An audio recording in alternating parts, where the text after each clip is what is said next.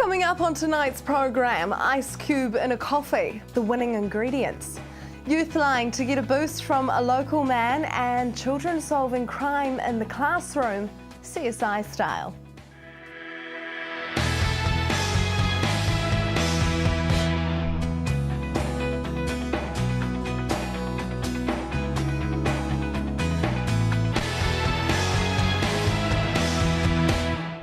Kia ora, welcome to Central News for Thursday, the 11th of December.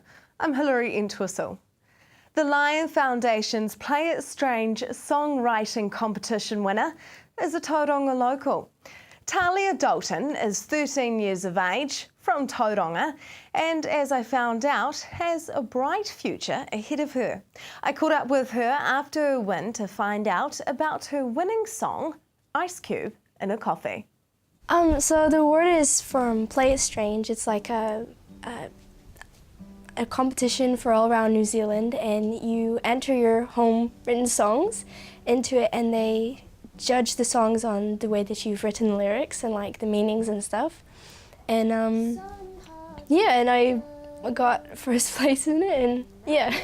So you've done that already? Yeah. How was it? Oh, it was great. It was a great first experience. We were meant to be in the B studio, but we ended up being in the A studio because it was empty, and that's like the really big, really nice studio. I was really excited about it. Ice Cube in a Coffee, what do those lyrics mean? Oh, well, so the song is it's like about how things just happen. So it's like if you put an ice cube in a coffee, it melts. So it's like talking about how, you know, it just happens and you can't really help it. So it's like, yeah.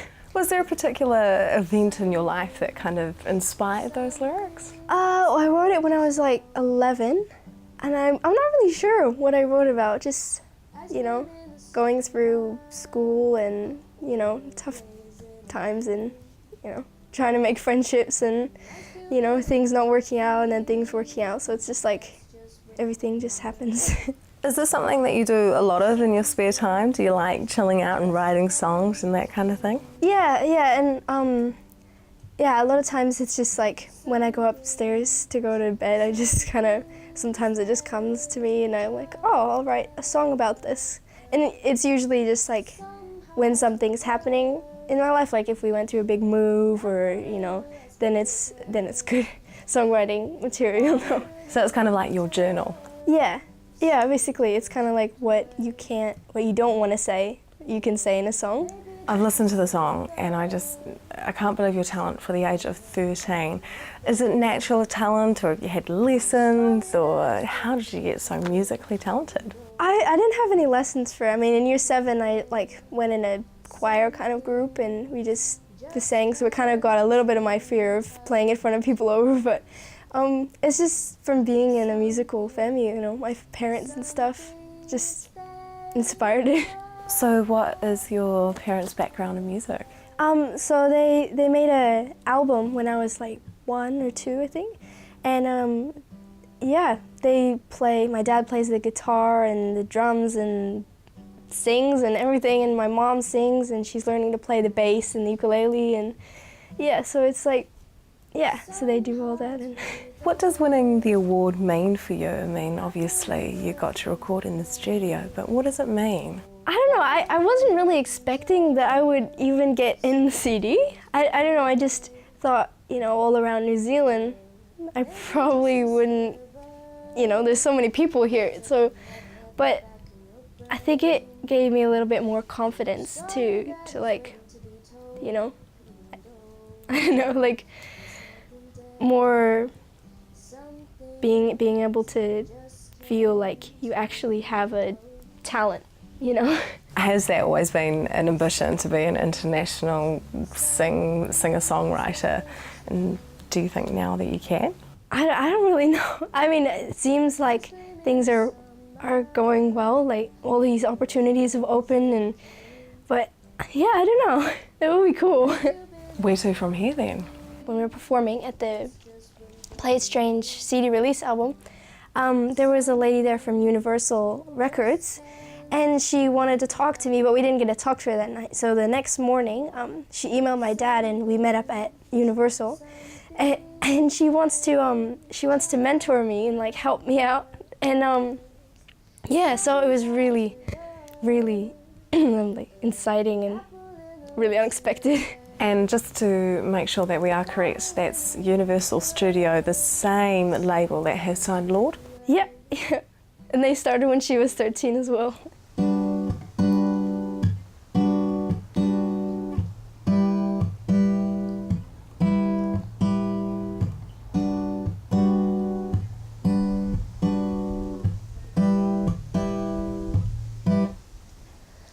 Some hearts wither like an apple in the last month of decay, or a flower in the winter. Some just wilt away, or maybe just a sliver, like something nagging at the back of your brain, or a story that is waiting to be told, even though it's not the day. Some things just can't be helped. Some things, they just melt. Like ice cream in the summer, or glaze in a kiln, an ice cube in a coffee that's just waiting for the milk. Some things just can't be helped. Some things, they just. Some hearts wither like an apple in the last month of decay, or a flower in the winter. Some just wilt away, or maybe just a sliver, like something nagging at the back of your brain, or a story that is waiting to be told, even though it's not the day. Some things just can't be helped. Some things, they just.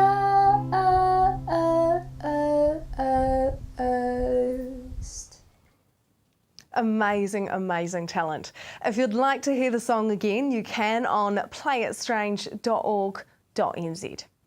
Coming up after the break, Youthline is to get a boost.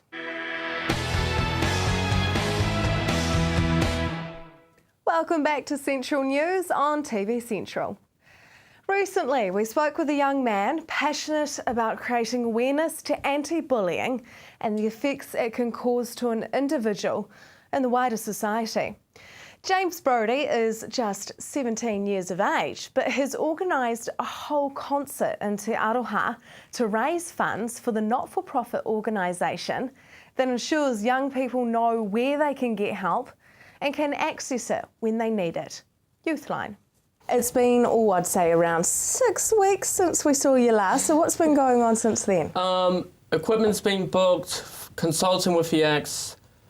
We've been doing raffles of some neat spot prizes from local sponsors, and generally we've been trying to keep the train going despite some complications with some of the personnel performing.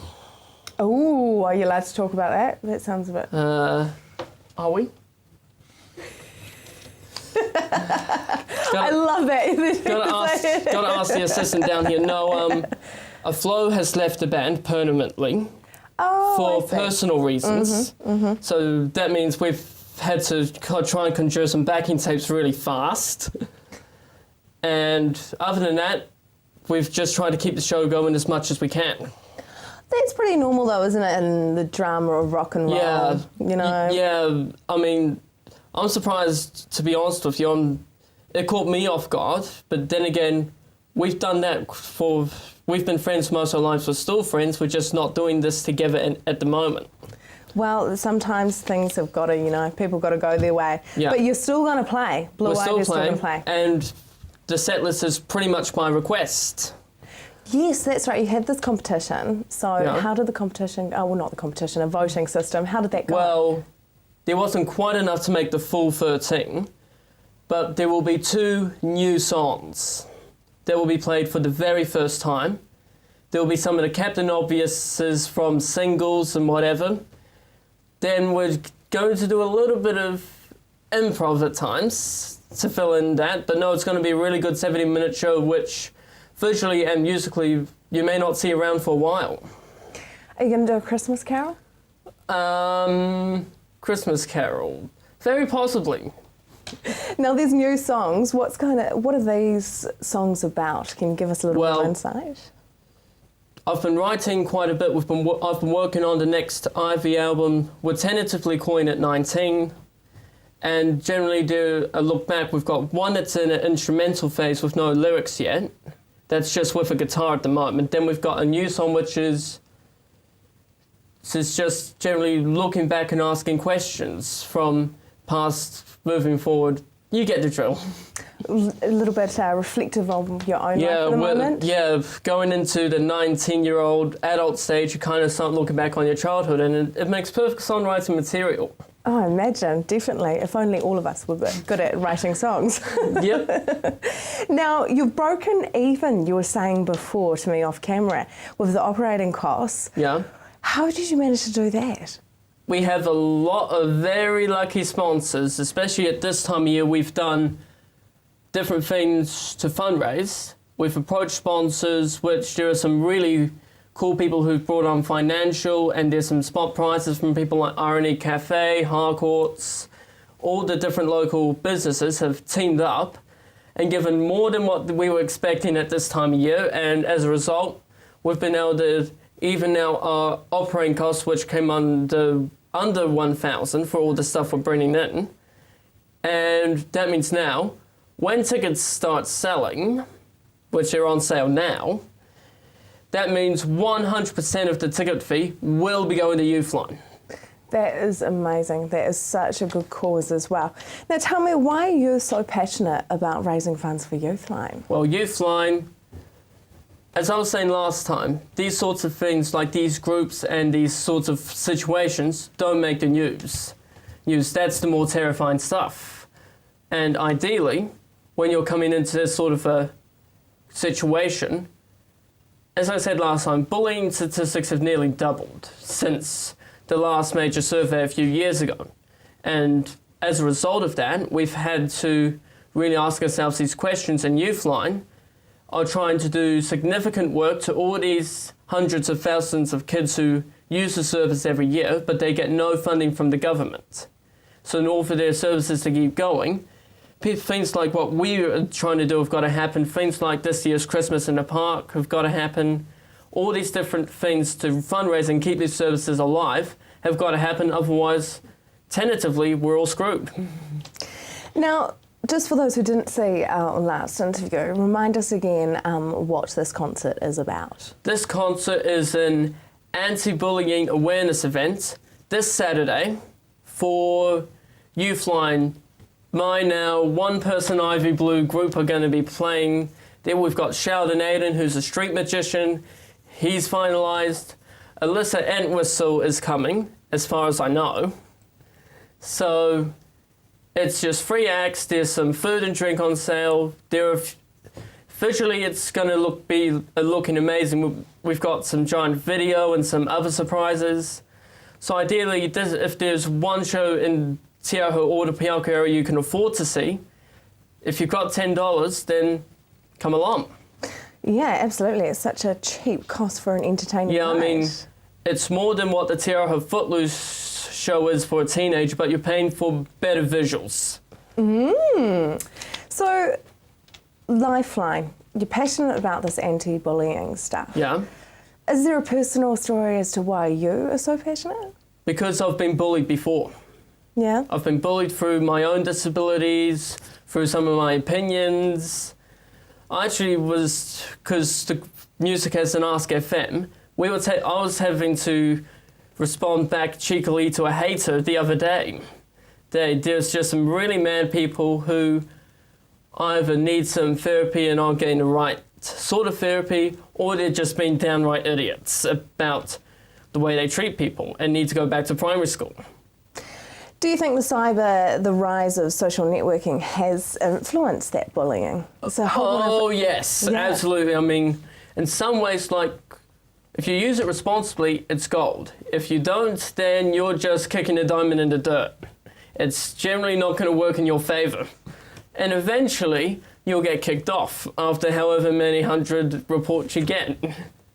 What do you think, personally, as someone who has been bullied in the past and who's quite passionate about creating awareness about anti-bullying, what would be your, apart from awareness, what else do you think we need to be doing in society to stop these bullies? Communication. Because you can talk as much as you like about it with this whole situation. You can talk about it as much as you like with your awareness and everything, but unless you reach out to those people and ask, hey, are you okay? And get them help if they ask for it, then it's just not going to work. I agree. I think that's a very, very important message that we need to communicate and say to children, it's all right to reach out. But also, it's also affecting adults. It's more in the workplace and social media, and with all this technology, God bless it, it's actually, you can't escape it now. No. And it's not a phase of life as people call it, so we really need to just get out of that mindset as much as we can and then get on with trying to figure out more positive ways of dealing with our troubles. Absolutely. Well, thank you very much for coming in, James. You're very welcome. Look forward to Saturday. Absolutely. The Anti-Bullying Awareness Concert is on Saturday the 13th of December in Te Aroha. You can purchase your $10 ticket from Piako Stationers and door sales are from 6:30 p.m. If you need someone to talk to about any of the sensitive issues discussed, you can phone Youthline on 0800 37 66 33. Up next, children solving crime in the classroom.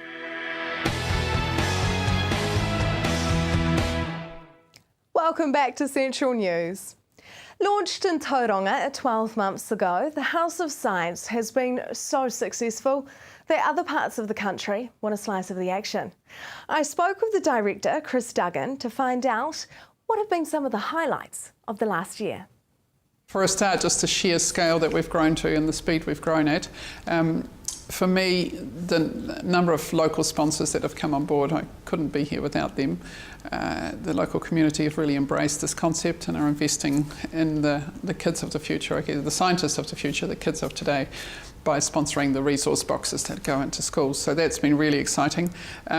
The boxes themselves, because of that sponsorship, have grown to, I've got 21 in total now going into the schools, and I counted up last term alone, so just in term 3, over 3,000 students in our local primary schools did hands-on science experiments that wouldn't have done science in the past. So that's 3,000 kids every term getting some science experience, which is fabulous. So I'm really excited about that.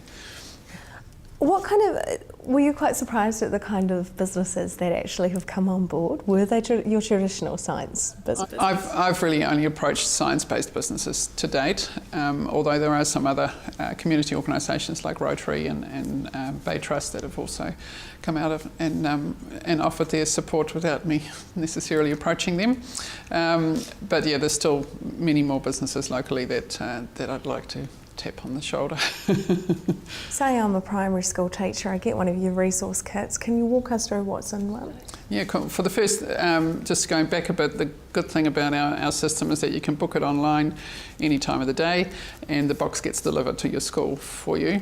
Inside the box you'll find enough gear for the whole class to do experiments, and it doesn't matter whether you teach new entrants or intermediate kids or anything in between, there'll be at least one activity, usually more than one, that will cater for kids at that level.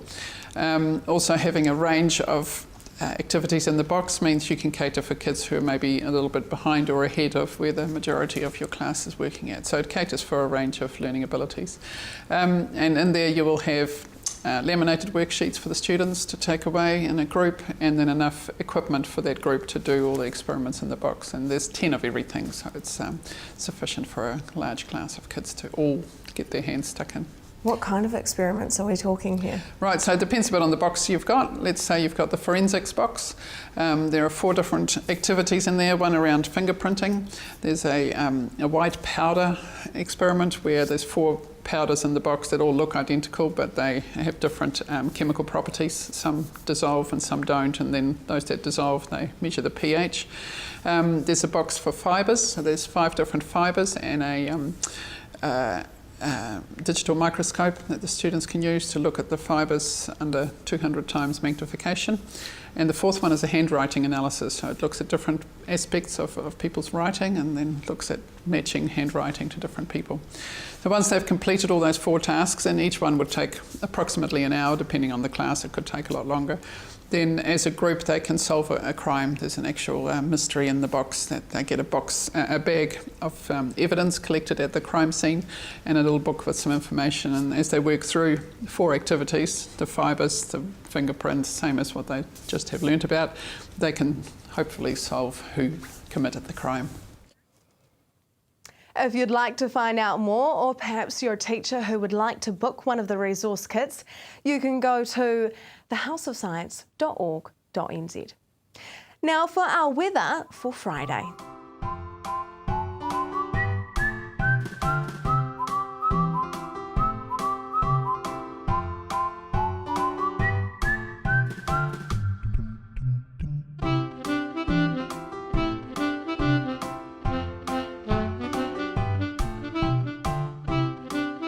Now for the marine forecast for our regions.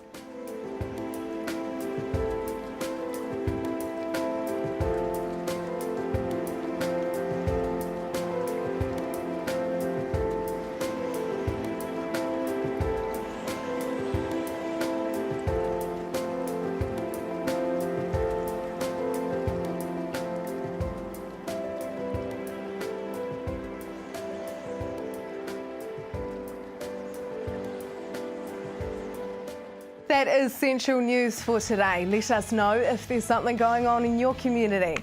You can message us via Facebook, centralnews.tv, or email us news@tvcentral.co.nz. On Central News tomorrow night, kinetic technology lighting up Christmas. Until then, I'm Hilary Entwistle. I hope you have a lovely evening.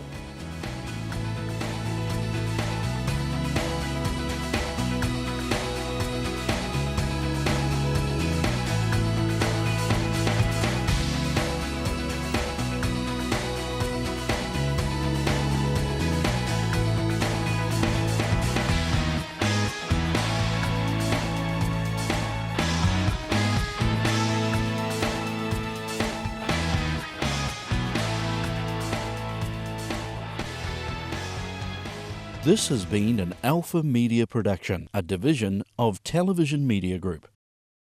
Supporting local content so you can see more of New Zealand on air.